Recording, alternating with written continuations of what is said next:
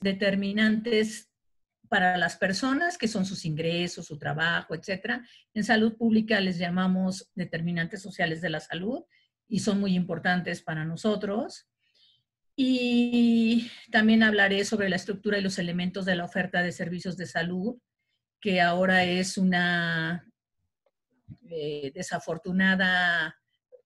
un desafortunado galimatías en el que no sabemos bien hacia dónde quiere conducirnos esta administración. Y no solamente eso, ha centralizado las decisiones a nivel de salud que han provocado y provocarán más problemas. Y unas breves conclusiones para compartir con ustedes mis inquietudes y sobre todo, pues proponer algunas áreas de oportunidad para que podamos todos trabajar en ellas. Bueno, tradicionalmente, para referirnos a la salud, pues decimos que tenemos salud cuando tenemos una ausencia de enfermedad, que espero que sea el caso de todos nosotros el día de hoy. Pero también se ha denominado un derecho fundamental de todos los seres humanos. Y después de mucho tiempo y de muchas discusiones, la Organización Mundial de la Salud le agregó una serie de condiciones, no solamente el bienestar físico, sino también la salud mental y la salud social. Las ciudades se enferman y nuestra ciudad actualmente está enferma, aunque se quiera presentar de una manera distinta. Tenemos una pandemia sin control y eso pues habla claramente de que pues este es el concepto general. Tradicionalmente se hablaba solo del individuo, por eso es la diferencia en lo que propuso la Organización Mundial de la Salud en 1970, cuando se hizo esta transformación del concepto de salud pública. Pero, ¿qué es la salud pública? ¿Por qué yo, que soy internacionalista, puedo ser salud pública? Bueno, primero, porque pues no es una especialidad médica, es una materia multidisciplinaria donde participamos economistas, médicos, matemáticos, estadísticos, internacionalistas. Nuestro principal propósito es prevenir enfermedades, es fomentar la acción comunitaria organizada en el sentido positivo, en el sentido de pues tratar de prevenir en todo lo posible pues muchas actividades que nos provocan enfermedades como el ruido, la contaminación ambiental, el ruido que pareciera que no sé si ahora ustedes que con lo de la pandemia notaron el silencio que era hace un par de meses la ciudad y conforme se fue reactivando volvió a ser una ciudad distinta, la misma que hemos tenido siempre, ruidosa, polvosa, sucia, etc. El control de enfermedades de la población, de enfermedades de todo tipo, crónicas, como la diabetes, de las que tanto se han hablado últimamente, diabetes, hipertensión, obesidad, que somos campeones lamentablemente y estamos en los primeros lugares mundiales, pero también el control de enfermedades transmisibles por vectores, como son el dengue, las enfermedades gastrointestinales en algunos lugares, pues donde no hay acceso al agua, donde lamentablemente las zonas rurales no permiten el acceso a la salud, que aquí en la Ciudad de México pues hay pocas, pero sí las hay. En el caso de Iztapalapa, por ejemplo, que es una de las alcaldías más pobladas, pero también con menos servicios. Y una de las funciones de los salubristas es organizar los servicios médicos, organizarlos para que cuando nosotros vayamos a solicitar atención médica sea de calidad, con calidez, oportuna y encontremos exactamente el alivio a lo que nos estamos enfrentando.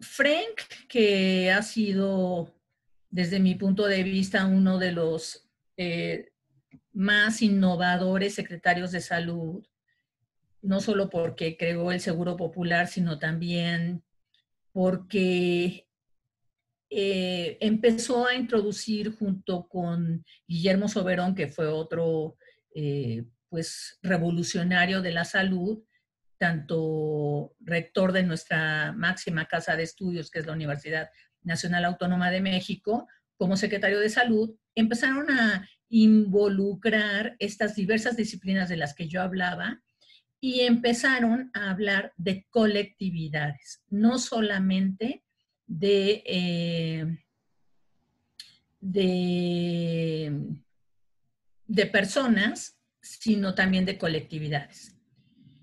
Y dijeron pues que la salud pública, su ámbito de acción tiene ese fundamento.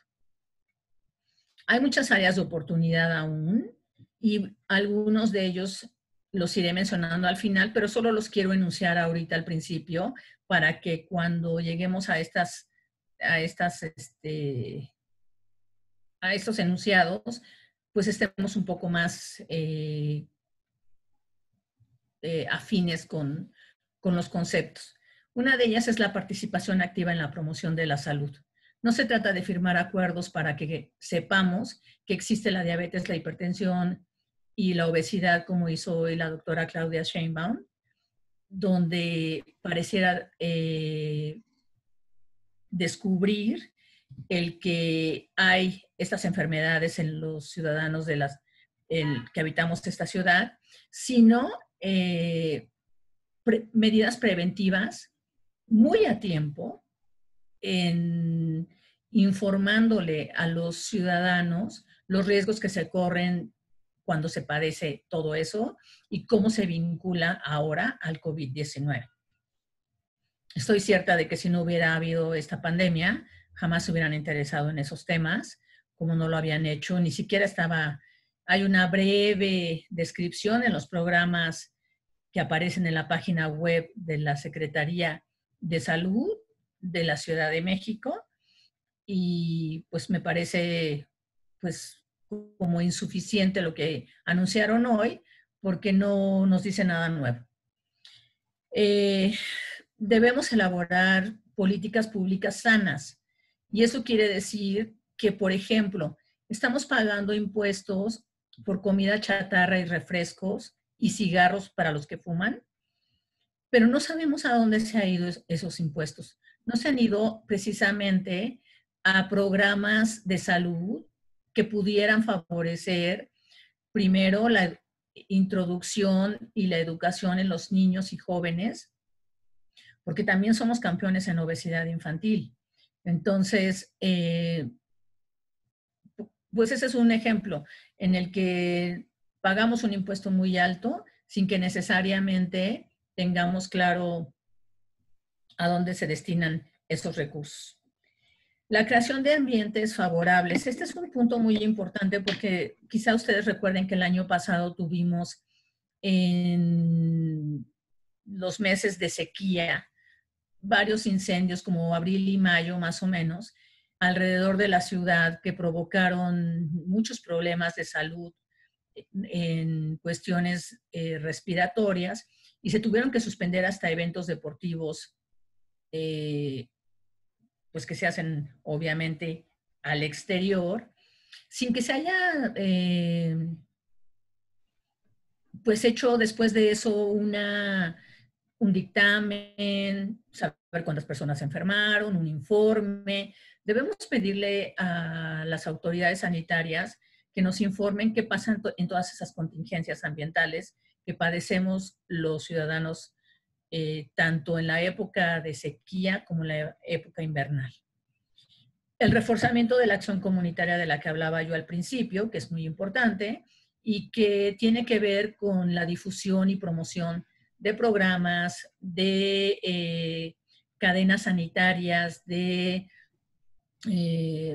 cuando vienen las semanas nacionales de vacunación, o se hacían, porque no sé si se van a seguir haciendo, era muy importante la información y la oportunidad de que las familias llegaran a los centros de salud o a los parques o en los metros, etc. Y desde luego algo que ha sido pues muy desafortunado y que lo hemos padecido en este año ha sido el análisis y la vigilancia epidemiológica, en donde no solamente se ha castigado a la Dirección General de Epidemiología con un recorte de casi 50 millones de pesos en su operación, sino que es evidente que no se va a cambiar la estrategia para monitorear la pandemia de COVID-19 y que estamos desafortunadamente ante una situación pues de cifras que no conocemos bien. La epidemiología es la ciencia que se ocupa de monitorear los brotes de enfermedades. Y este brote ya se salió de control, ya no es un brote como empezó a principios de marzo, que podíamos contabilizar los enfermos, que era casi un contagio externo. Ahora es un contagio local que se ha salido de control y que ha rebasado las cifras que ya todos conocemos, que la semana pasada alcanzamos el 500,000 de contagios de COVID y desafortunadamente más de 55,000 defunciones de mexicanos y mexicanas que representaban el pilar de su familia y que cuando hablamos de estadísticas, pues no se nos olvide que hay detrás de ellos personas.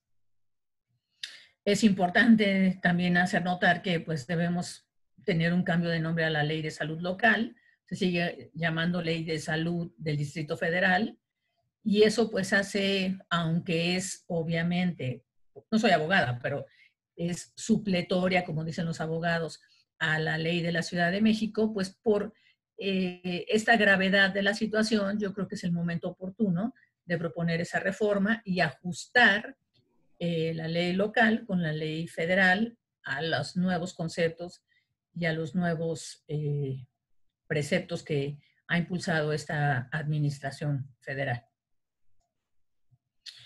Regresando un poco a los determinantes sociales de la salud, quiero señalar que pues son atributos de las personas y que pueden clasificarse de la siguiente manera. Los determinantes biológicos, todos tenemos una carga genética y que somos susceptibles a heredar algunas enfermedades o alguna carga genética para el caso de diabetes, hipertensión, y hay algunos que señalan que hasta cáncer. Los determinantes sociales, pues depende de dónde vives y con quién convives, dónde está tu habitación, dónde está tu casa y qué acceso tienes a todas las condiciones sociales que te presta el Estado, el gobierno. Otros determinantes que cuentan algunos y otros no tanto, son los culturales y los geográficos, pero tienden sobre todo a agruparse en la esfera cultural, política o económica. Y desde luego algo que es sustancial para el análisis es el nivel de pobreza y el grado de desigualdad que existe en este caso en la Ciudad de México, para no olvidarnos que pues debemos considerar en cualquier decisión de política pública de la que se trate, que son elementos imprescindibles, tanto el grado de desigualdad, la pobreza y estos otros determinantes de los que hablaba yo. Finalmente creo que son esas condiciones propias con las que nacemos, crecemos, nos educamos, trabajamos y morimos las personas. Y en el caso de la Ciudad de México, yo hice un resumencito que tiene que ver con la educación. No es el caso de algunos estados del país, pero bueno, muchas escuelas públicas están en condiciones pues precarias. La mayoría de los niños de la ciudad pues van a tener que ver hasta la televisión para poder acceder a este nuevo ciclo escolar. Y quienes podemos pagar escuelas privadas, sabemos que pues es un esfuerzo muy grande, pero que sí nos va a dar o les va a dar a nuestros hijos esa posibilidad de acceder a un nivel social mucho más estable y mucho más de mayor conocimiento y de mayor expansión a futuro. El tipo de vivienda. Habemos quienes vivimos en buenas delegaciones como la Benito Juárez. Ya vemos quien viven en delegaciones muy complicadas por violencia, por falta de servicios públicos, por sobrepoblación, por falta de acceso a los medios de comunicación y los medios de transporte. Vivimos en una ciudad de contrastes. Entonces, el tipo de vivienda, en este caso, también es un condicionante social para la salud pública, porque a veces olvidamos que en las zonas urbanas la pobreza y las viviendas en condiciones así son más complicadas de sobrellevar que en las zonas rurales. Hay viviendas aquí todavía que tienen piso de, pues, no firme, piso de tierra, y eso genera enfermedades. Milpa, Xochimilco, todavía hay viviendas así. Y bueno, el agua y el saneamiento, pues es, sin explicarlo obviamente tanto, la falta de acceso al agua y drenajes. Hay gente que todavía usa letrinas, no cuentan con servicios de limpia, el camión de la basura no pasa diario.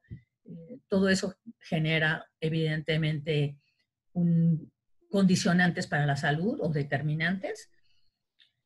La capacidad económica es un punto, porque hay quienes, mi mamá es jubilada de Pemex y tiene enfermedades crónicas y normalmente tiene que pagar por su medicina, aunque después le reembolsan ese dinero y ahora se lo reembolsan cada vez más tardíamente, pero hay quien no puede pagar esos medicamentos y tiene que, lamentablemente, pues retrasar su salud o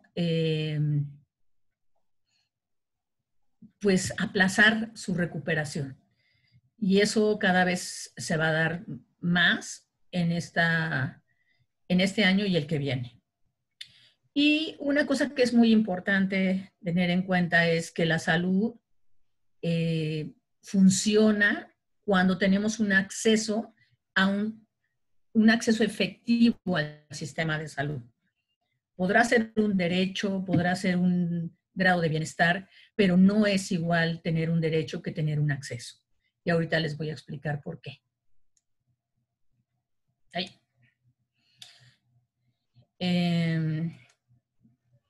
El sistema de salud de la Ciudad de México es... creo que me salté una. Bueno, sí, me salté una. Espérenme. Aquí está. Todos sabemos y decimos que... Ay, otra vez lo hice. Todos sabemos y decimos que la salud es un derecho. Los abogados inmediatamente invocan al artículo 4º constitucional y a la Ley General de Salud en toda su extensión. Es un derecho humano en principio y es un derecho constitucional. Y desde luego, pues cuando existía el Seguro Popular, había la certeza en el artículo 77 bis de la Ley General de Salud que pues se contaba con un acceso efectivo porque se hacía expreso el que dónde, cómo ibas a obtener la atención del primero, segundo nivel, y había un apartado muy específico de los gastos catastróficos para poder pagar aquellas enfermedades muy costosas muy poco frecuentes y normalmente pues que agravaban el gasto de bolsillo de las familias. No hay que olvidar que tenemos un sistema de salud muy fragmentado, que el mayor proveedor de servicios es el IMSS y que el segundo mayor proveedor de servicios era el Seguro Popular. Después venía el ISSSTE con 12 millones de mexicanos, el IMSS, que ahora se llama IMSS Bienestar y que yo fui la coordinadora nacional cuando se llamaba IMSS Oportunidades en la época de Calderón, y un porcentaje muy menor, como del 2-3%, de seguro de gastos médicos privados. Casi 60 millones tenían acceso al Seguro Popular hasta el año pasado, cuando de un plumazo se determinó borrar el servicio, el acceso, sobre todo el acceso, y se crea un híbrido que se llama INSABI, Instituto Nacional del Bienestar, que a la fecha no ha tenido todavía la publicación de sus reglas de operación, que le han encargado una serie de medidas que tampoco ha tomado bien, que no sabe qué tiene que hacer. Y hoy el acceso y la cobertura en salud pues no tienen esa capacidad resolutiva ni de calidad necesarias que necesitamos quienes no tienen acceso a uno de estas fuentes de seguridad social formales o que pagan en privado por la salud. Y entonces estamos ante un escenario muy dramático en el que, como recordarán, a principios de año la gente estaba perdida, no sabían si les iban a atender, si lo que les decía el Seguro Popular o lo que habían tenido de medicamentos y de citas y demás, pues empezaron a tener problemas y eso se fue diluyendo porque pues llegó el COVID y todo se rezagó, incluyendo las atenciones de segundo y tercer nivel. Actualmente solo operan los centros de salud para atender pues cosas muy sencillas y pues lo que ha ocurrido es que el sistema de salud se volvió un sistema de salud centralizado, se han hecho recortes presupuestales muy dramáticos, se ha inventado el que sea el gobierno, el Estado, ya no a través de la Secretaría de Hacienda quien compre medicamentos, que se provocó un desabasto de casi 70% y que se ha gastado mucho más porque se han hecho compras directas en la mayor parte de los casos. Y lamentablemente, pues no tenemos esa garantía de saber qué va a ocurrir, porque todo ha sido eso, ocurrencias, desde mi punto de vista. Bueno, en el caso de la Ciudad de México, brevemente, pues dice tanto la ley como el portal de la Secretaría de Salud que pues no van a prestar servicios gratuitos de salud, medicamentos, insumos asociados y que pues estará coordinado con la Secretaría de Salud Federal, pero pues no, como sabemos, no hay transparencia en la prestación de servicios ni para los usuarios ni para los propios contribuyentes. Entonces ha habido una desorganización y una desorientación para quienes no pueden pagar un seguro privado y para quienes no tienen la fortuna de tener una cobertura pública, que aunque la tuvieran, ahorita hay muchas complicaciones para recibir atención médica. Me referiré muy brevemente porque sé que tengo ya como pocos minutos. Comentarles pues que el manejo de la pandemia en la Ciudad de México pues presentó primero, muy al principio, decisiones tardías y fallidas. Recordemos aquel, ¿cómo se llama esto? Aquel concierto en el que pues se permitió pues mantenerlo por razones inexplicables para mí, pero entiendo que pues tenía un riesgo económico que le preocupaba mucho a la jefa de gobierno. Eh, Sin embargo, ha promovido e hizo obligatorio el uso de cubrebocas en lugares públicos, decisión pues que me parece muy acertada, porque es una de las formas en las que nos vamos a poder defender del virus si cumplimos con esa disposición. También ha tenido, pues, poca disposición económica para enfrentar la pandemia y apoyar a las alcaldías en en los recursos disponibles para los hospitales y centros de salud, aludiendo a que el Fondo de Atención de Desastres de la Ciudad de México ya tenía pues dispuesto el 50% para la reconstrucción de inmuebles del sismo de 2017, cosa que también pues no sabemos y no nos queda muy claro porque no conocemos los informes a detalle en que se está gastando ese dinero. Yo creo que no ha habido una comunicación asertiva entre la autoridad y los ciudadanos. Es confuso. Primero nos dijeron que podíamos ir al centro con la letra de nuestro apellido.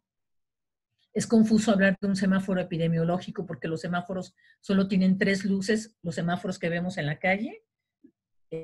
Solo tienen 3 luces y cuando hablan de una luz naranja, pues la gente se confunde porque no sabe si es amarillo, rojo, verde, en dónde entra el naranja siga, está más pegado al rojo, no nos explican bien y no se ha hecho obligatorio el uso y disposiciones básicas de higiene que nos permitirían regresar a nuestras actividades y a mantener la economía de esta ciudad que tanto daño nos ha hecho a muchos, que no hemos podido recuperar nuestra actividad por falta de decisiones concretas y asertivas. Somos una de las ciudades más contaminadas en el mundo, ya lo decía yo al principio, en términos ambientales, y eso agrava las enfermedades respiratorias y cardiovasculares. Es uno de los determinantes más importantes en estos momentos. Existe desde luego el posible colapso del sistema de salud de la Ciudad de México porque ahorita su único interés ha sido no ocupar camas. Pero si hubieran permitido que las camas ocuparan, hubiéramos tenido necesariamente un colapso. La gente ha decidido quedarse en sus casas y morirse en sus casas y no acudir al servicio médico porque nos han dicho que marquemos un número y que si no tienes síntomas graves te quedes en tu casa. Pero la gente no sabe qué quiere decir síntomas graves, no sabe qué es un oxímetro, no sabe cómo se usa un oxímetro, no sabe qué cantidad de oxígeno tiene que tener para saber si va al hospital o se queda en casa. Y bueno, pues ya sabemos que la federación no ha dado pues ningún recurso extraordinario para enfrentar la pandemia. Y bueno, ya para terminar, casi rayando, pues mis conclusiones son que no hay claridad para determinar con qué presupuesto se cuenta en el ramo 12 salud en la Ciudad de México. La centralización de las compras que ha determinado el gobierno federal, tanto de medicamentos como su propia distribución, desafortunadamente van a promover el desabasto. Las compras se van a hacer casi directas, porque hubo una reforma a la ley de adquisiciones, donde pues no va a haber impedimento legal para comprar directamente, se va a comprar caro y cuando ya lo tengan, se le va a entregar a Birmex, que era el único laboratorio que teníamos que intentó hacer vacunas y almacenarlas y distribuirlas, ahora se va a encargar de distribuir medicamentos, que no está capacitado para eso y que pues el tiempo de aprendizaje pues es una cuesta larga que nos va a generar necesariamente pues problemas de abasto. Eh, Vivimos una pandemia fuera de control, ya no tengo que agregar mucho al respecto, todos los días lo vemos, en promedio se contagian 5,000 mexicanos en todo el país y desafortunadamente las defunciones varían entre 500 y 700 personas también. La forma más eficaz para salvar vidas y evitar más contagios es cortar las cadenas de transmisión y eso se logra con 3 cosas: el distanciamiento social, lavarse las manos y usar el cubrebocas.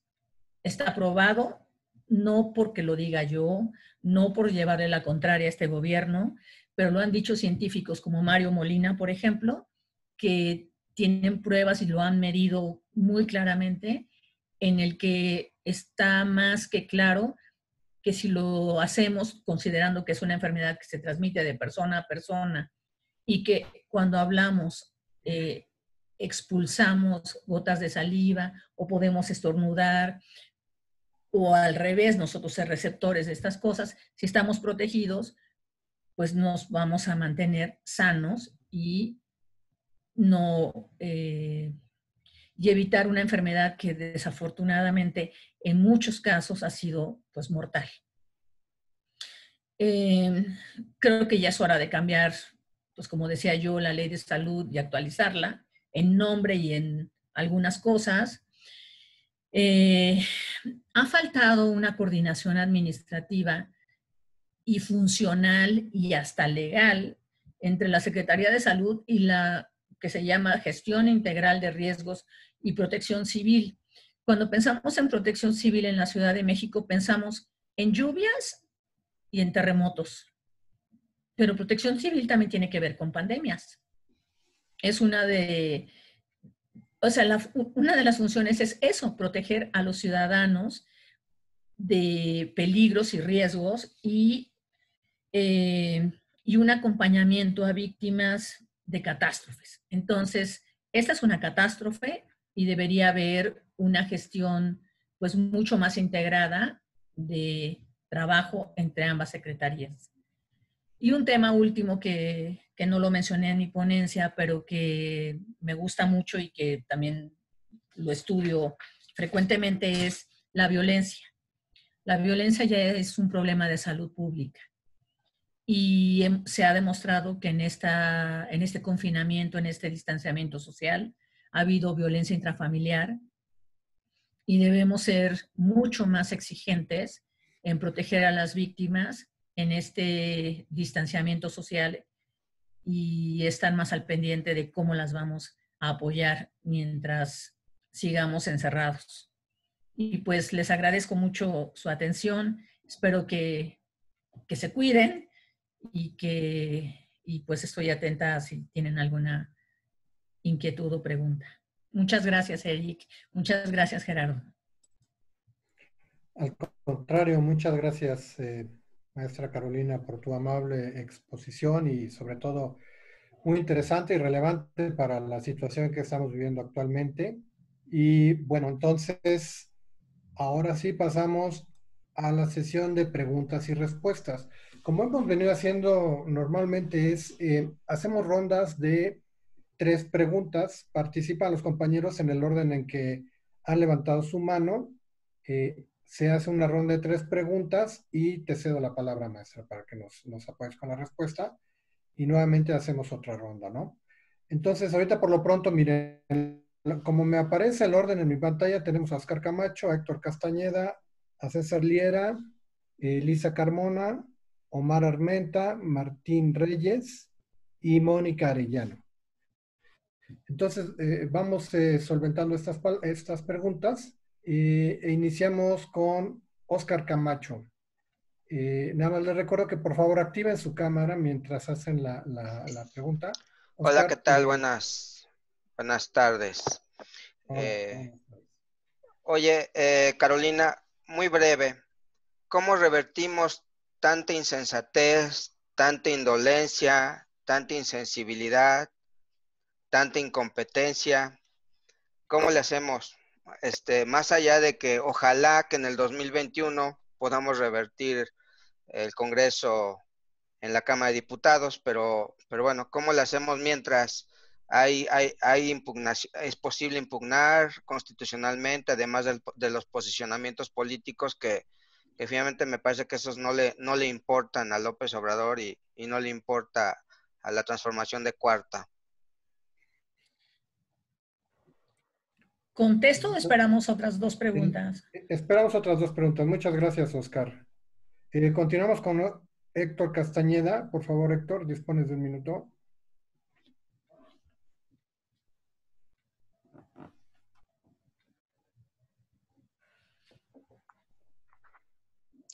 Muy buenas tardes a todos. Buenas tardes. Doctora Carolina Gómez, muy interesante su exposición y muy clara en el sentido de la situación que está viviendo en este momento nuestro sistema de salud. Desafortunadamente, yo como lo he vivido como usuario y soy uno de esos tantos miles de personas que está en espera de poder ser operado, por ejemplo, de la vesícula, ¿no? En mi caso particular. Entonces, pues vivo las ineficiencias del sistema y estoy esperando a que haya un internista disponible ahí dicen que en La Guerrero, que no sé dónde es La Guerrero, pero que en La Guerrero, ¿no? Oficinas del ISSSTE en La Guerrero donde hay un internista. Y vamos, la situación es que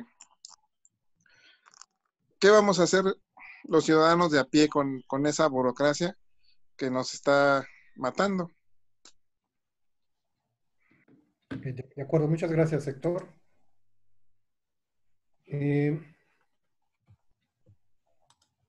Pasamos a la siguiente pregunta, que sería César Liera, por favor. Sí, ahí se escucha. Sí. Perfecto, muchas gracias. Muchas gracias también, Carolina, por el tema, se me hace bastante importante. Yo tengo dos preguntas. Una de ellas, nosotros como ciudadanos, ¿cómo podemos o qué mecanismos existen para poder apoyar básicamente a estos sectores de salud, ¿no? Porque pues la ciudadanía vemos que de por sí siempre está fragmentada, ¿no? Entonces, cómo podemos volverlos a como darles esperanza y bueno, en este tema que a final de cuentas nos afecta a todos, ¿no? Y en segunda es también una misma pregunta, pero para los jóvenes, o sea, ¿cómo podemos hacer atractivo el tema de salud para que ellos también pues participen? Porque básicamente ellos piden a veces muchos espacios o la manera de trabajar, pero les ofrecemos, por ejemplo, el tema de salud y pues a veces no es atractivo, no hemos sabido cómo hacerlo atractivo. No sé si existen algunas campañas o algunos programas básicamente en nuestro partido. Muchas gracias. Gracias a ti, César. Y bueno, a Oscar, a Héctor y a César por sus preguntas. Y ahora sí te cedo la palabra, Carolina, por favor, para que nos apoyes con tus comentarios. Gracias. ¿Cómo lo revertimos? Pues criticando, impulsando foros como este y hacer público nuestra inconformidad de cómo se ha manejado hasta el día de hoy en el caso de la pandemia, que ha sido pues muy desafortunado, que el ciudadano presidente vive en un mundo de fantasía y nosotros que vivimos todos los días un mundo real donde cada vez más, hasta 65% de los mexicanos conocemos a alguien que ha sido infectado por COVID. Y un 30% ya sabemos de alguien que falleció por COVID. Entonces, inconformándonos, no quedándonos callados, ustedes que forman parte de un partido político, pues mantener esa dinámica de crítica y desde luego, los mexicanos tenemos a veces memoria muy corta. Yo aspiro a que en el tema de la salud, que nos ha llegado tan profundo y que ha afectado a tantas personas y a tantos mexicanos, le sea reiterativo de aquí hasta que sea el día de la elección del 2021. Y si no, ustedes van a ser los encargados de hacerlo. ¿Qué hacer para que te operen de una aparentemente sencilla intervención, pues seguir insistiendo porque han convertido muchos, se ha hecho una conversión hospitalaria, ese es el tema formal, y lo que se ha tenido que usar es el personal médico para que se dedique al COVID y se ha detenido y aplazado todas estas intervenciones quirúrgicas. Yo creo que en tu caso necesitas más bien, más que un internista, necesitas un cirujano que pudiera ayudarte. Entonces, pues casi todos los hospitales tienen una contraloría social, tienen un director, manda una carta, escríbele a la propia Dirección de Atención Médica de la Secretaría de Salud, inconfórmate con la Contraloría Interna, no sé, persigue tu salud hasta que ojalá te atiendan pronto. ¿Y qué hacer con los jóvenes? Pues mira, los jóvenes han sido parte también de esta pandemia fuera de control, porque no creen o se creen muy fuertes y que no se van a contagiar, porque son jóvenes. Pero no solamente hay que pensar en COVID, hay que pensar en los jóvenes tienen muchos problemas actualmente de salud. Uno de ellos es el embarazo en adolescentes. Otro es la salud mental. Otro es la falta de vacunación. Otro es la violencia y las drogas, aún en esta ciudad. Entonces, hay muchos temas en los que los podemos invitar a que participen. Y desde luego que sí hay muchos programas. A nivel federal, sobre todo, había algunos muy buenos en la CONADICT. En el IMSS que yo coordinaba teníamos uno sobre prevención de embarazos y consejería, digamos, para a quién recurrir y qué hacer en condiciones, pues más o menos de inestabilidad emocional para evitar que llegaran a estos temas tan graves. Espero haber respondido las preguntas de todos. Sí, muchas gracias. Bueno, entonces continuamos con una segunda ronda de 3 preguntas. Empezaríamos con Lisa Carmona, por favor, Lisa. Muchas gracias. Yo lo que quisiera preguntar es qué piensas sobre la homologación del sistema de salud, ya que, por ejemplo, tocó los temas de transparencia, rendición de cuentas y el de la burocracia. Entonces, yo creo que el hecho de homologar el sistema de salud, que en vez de que sea IMSS, ISSSTE, INSABI, sea un solo instituto, y que con base en ese instituto pues se vayan adhiriendo los estados y los municipios. También tomando en cuenta en que en términos de reducción de burocracia y en términos de que todos los estados puedan adherirse al mismo instituto, ya que actualmente pues vemos con el INSABI de que no ha sucedido así y de que sigue existiendo muchísima gente que no tiene acceso y que no ejerce este derecho de salud. Muchas gracias. Gracias. Al contrario, gracias a ti, Lisa. Bueno, entonces tendríamos otra pregunta por parte de Omar Armenta. Por favor, Omar. Buenas tardes a todas y a todos. Carolina, mi pregunta es en relación al derecho internacional.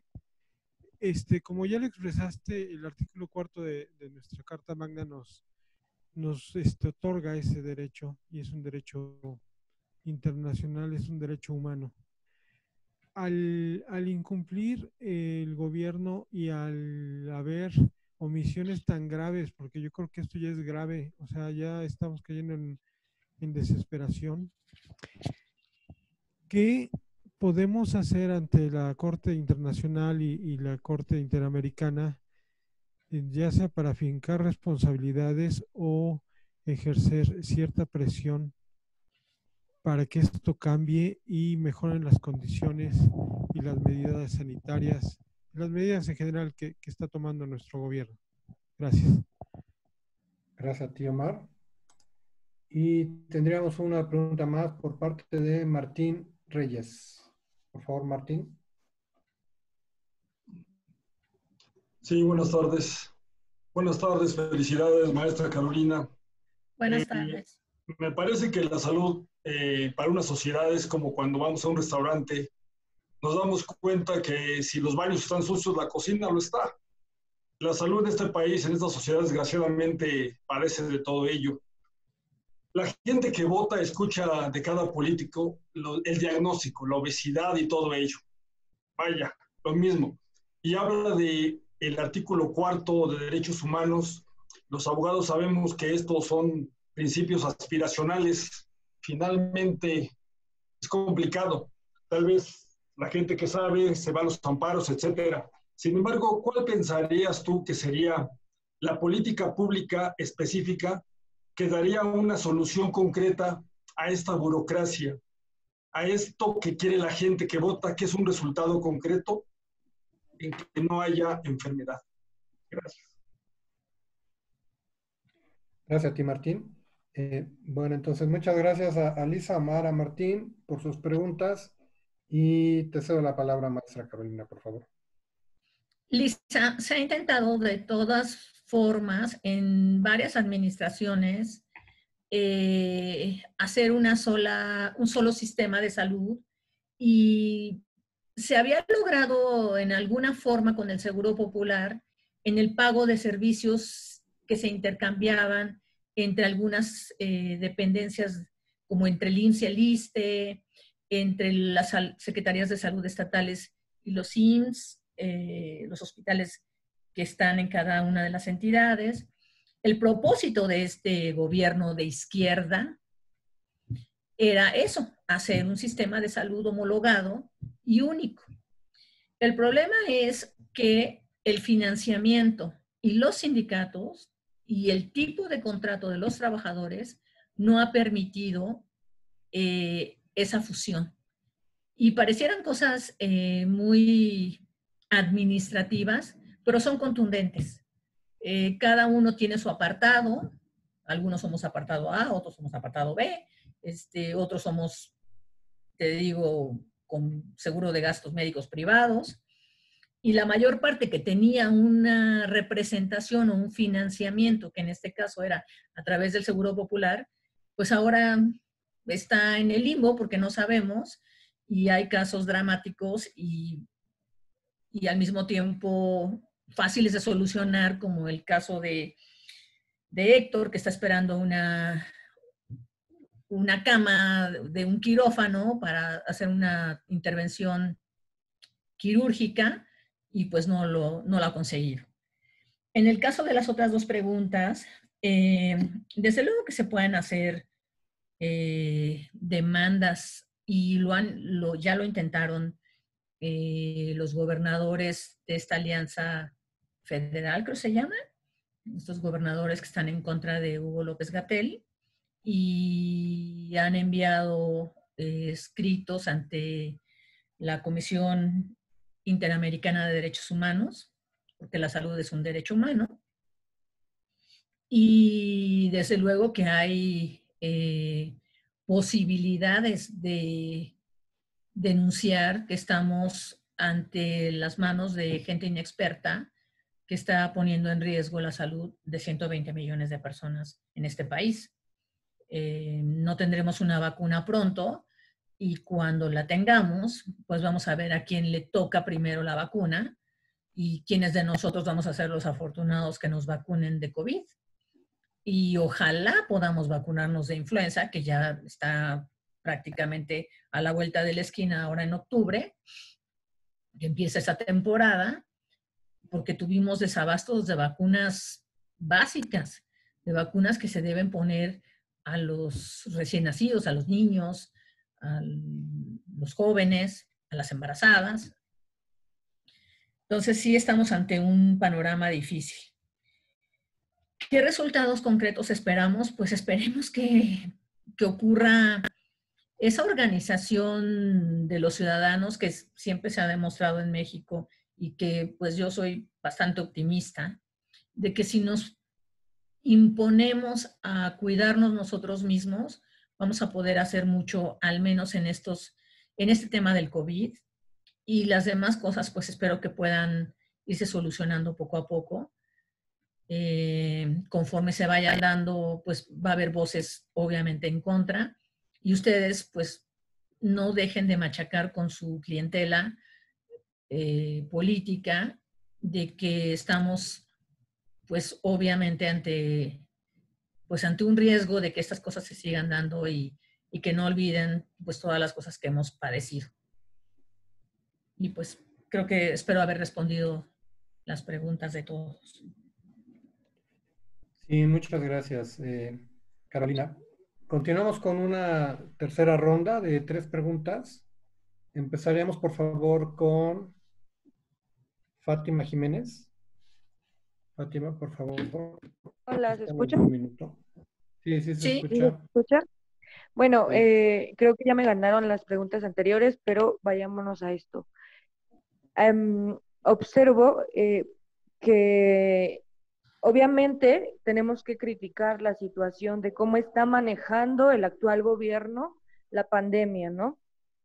¿Usted cree que si en este caso el PAN hubiera dirigido esta pandemia, hubiera estado en el cargo, ¿no? ¿Hubiera sido diferente? Esa es mi pregunta. Ok, de acuerdo. Muchas gracias, Fátima. Continuamos con César Bustamante. Por favor, César, si puedes activar tu cámara.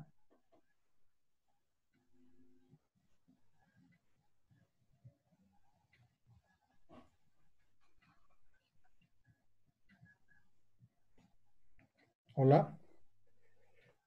Creo que ya no Desactivó su audio. Si gustas, continuamos con quien sigue. Sí, entonces continuamos con Mónica Serrano, por favor. A ver.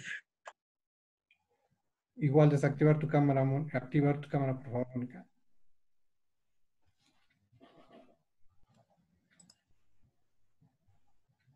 Y tu audio, Mónica, no te escuchamos. Perdón. Buenas tardes. Yo tengo una inquietud en cuanto a el manejo que se ha dado sobre que el Seguro Popular no funcionaba. Pues yo tengo entendido que sí, pero no sé si nada más sea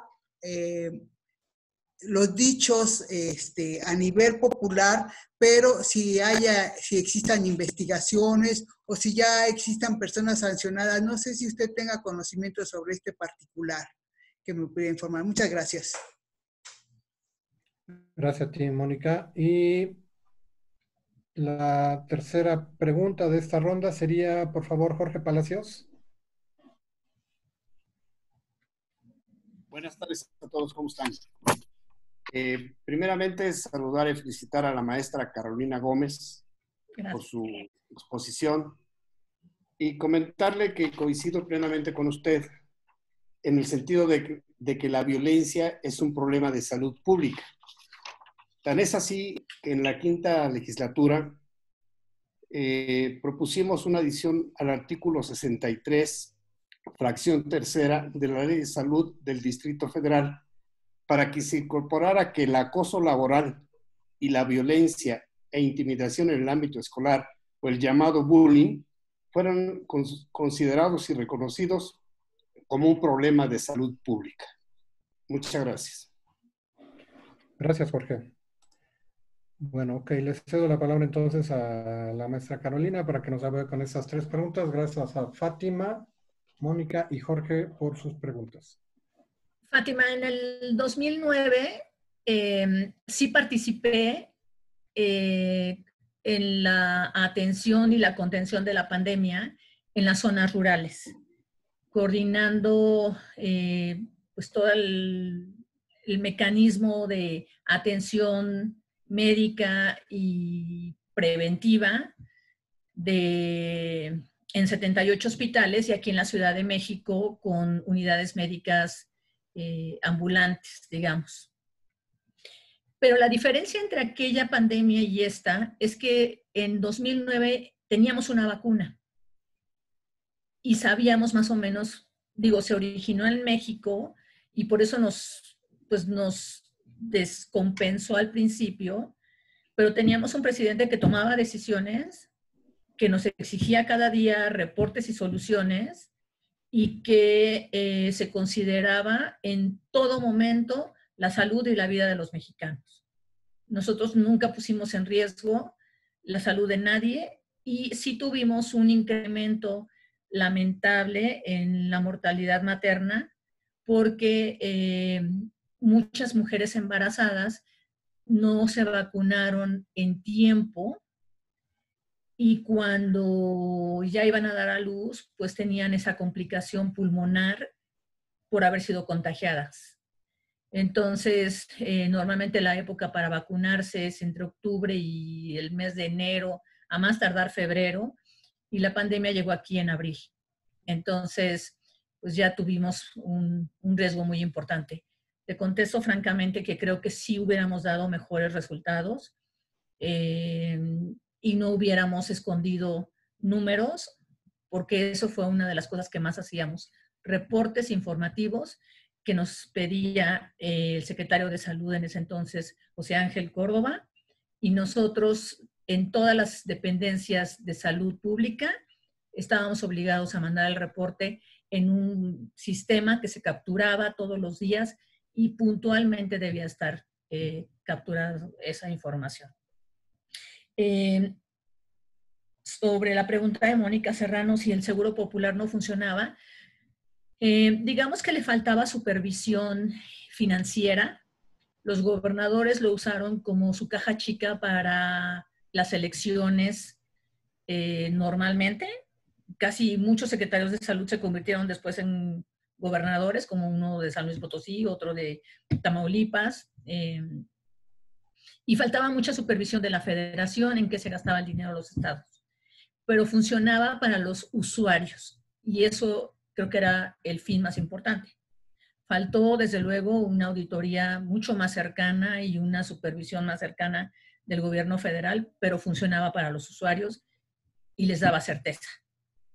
Y pues lo felicito, Jorge, por entender que, pues sí, la violencia ya se ha convertido en un problema de salud, y no solamente en cuestiones laborales y estudiantiles, sino también contra las mujeres en su propia casa, que ese es el punto más delicado y más álgido en estos momentos. Mueren 10 a 12 mujeres diariamente en este país, y eso no puede seguir siendo. De acuerdo, muchas gracias, maestra Carolina. Nos quedan todavía algunas preguntas por atender. ¿Qué les parece si hacemos como hemos hecho en otra ocasión? Los compañeros que aún tienen su mano levantada, que nos puedan hacer llegar sus preguntas al correo electrónico a través del cual reciben la información del Laboratorio de Ideas, para que se las podamos pasar a la maestra Carolina, si no tienes inconveniente, Carolina, y posteriormente nos apoyes contestándolas para enviárselas a los compañeros, ¿no? Por escrito. Entonces, muchas gracias. Por el día de hoy terminaríamos aquí con la ronda de preguntas y respuestas. Y nuevamente muchas gracias, Carolina, por apoyarnos con estas, sí fueron 3 rondas de 3 preguntas, 9 preguntas. Y le reintegro la palabra a Eric Caballero para que cierre la sesión. Muchísimas gracias, director. Pues, maestra Carolina Gómez Vinales, de nuevo, muchísimas gracias por acompañarnos, por esta presentación. Justamente es un tema que a todos nos preocupa muchísimo, y pues la información siempre es lo que nos va a dar tranquilidad, creo, cuando nos enteremos, cuando sepamos qué está en nuestras manos y qué no, y lo que esté en nuestras manos, pues poderlo trabajar y ejercer. Muchísimas gracias a todas y a todos por acompañarnos hoy. La clase pasada, la del miércoles, fueron nuestras vacaciones de verano, digamos. Ahorita ya regresamos otra vez al semestre, y pues así nos la vamos a llevar otra vez lunes y miércoles hasta acabar ya como tal con el programa. Entonces, pues agarrar fuerzas, espero que hayan descansado muchísimo con tantos días de descanso, y pues nos vemos la siguiente sesión, que va a ser el miércoles, igual 6 de la tarde, justamente con un tema que pues sirve de alguna forma como de introducción, lo último que nos comentaba la maestra Carolina, que es justamente el tema de la violencia de género, con la maestra Alma Álvarez, es quien nos va a acompañar justamente con la presentación Igualdad o Ideología de Género. Creo que es un tema muy interesante, muy interesante, y que a veces, creo que la falta de conocimiento nos lleva tal vez a descartar o dejar de entender ciertas cosas. Creo que esta presentación va a ser muy importante para todas y para todos, y entonces, pues nos esperamos para encontrarnos el siguiente miércoles. Tengan muy buena tarde y cuídense mucho, por favor. Hasta pronto. Ay, ¿cómo le hago?